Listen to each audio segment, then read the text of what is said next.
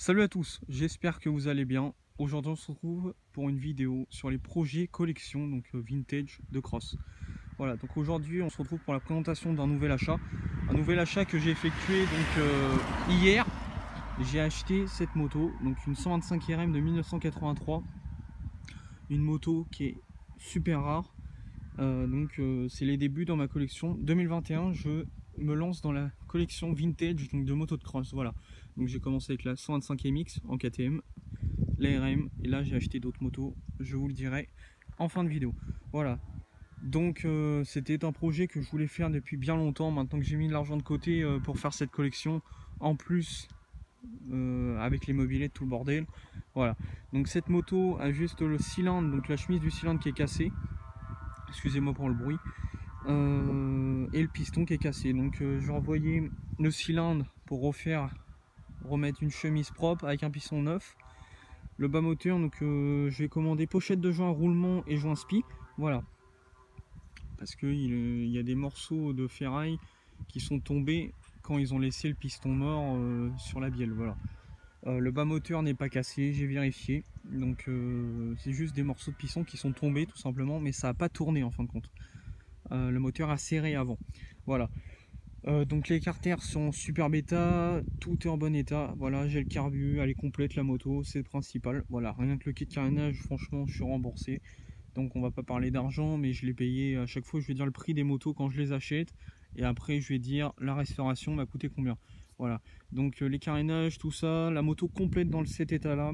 Juste je l'ai lavé un coup de Karcher, je l'ai payé 280 €. Franchement c'est rien du tout, parce que rien que les carénages dans le prix comme ça d'occasion en Angleterre ou autre, ça coûte 300 € le kit carénage complet. Voilà, voilà les gars, donc la moto est complète, il y a cette petite cartouche qui est là. Voilà, la moto est 100% complète.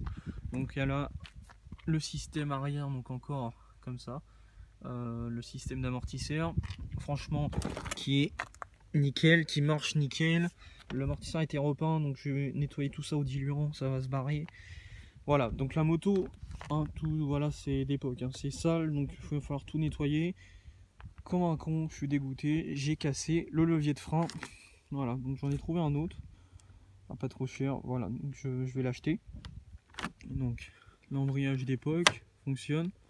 Voilà, coupe-circuit. Voilà, donc la moto est vraiment complète. Donc c'est à peu près tout sur cette moto. Donc voilà, les jantes, tout le bazar, il n'y a pas de jeu, il n'y a rien, c'est propre. Il y a encore même les autocollants d'origine, donc je kiffe, c'est très propre. Voilà. Voilà les gars, donc il y a du nettoyage en carénage à faire, restauration plastique, ça c'est pas grave, j'ai un produit exprès pour la remettre couleur d'origine. Voilà. La moto avait été repeinte donc par l'ancien propriétaire en noir. Donc le propriétaire à qui je l'ai acheté a tout nettoyé au diluant, a viré la peinture noire. Voilà, vous pouvez voir, il en reste un petit peu.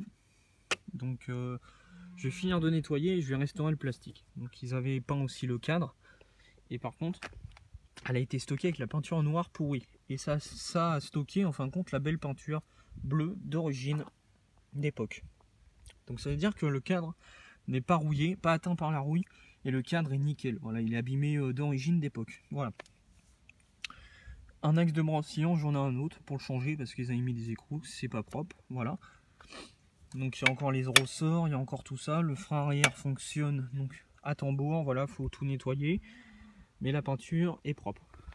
Le pot n'est pas percé. La peinture est vraiment nickel, hein. Franchement ça a été protégé par la peinture noire pourrie. Voilà, les vitesses passent nickel, j'ai contrôlé avant d'acheter la moto.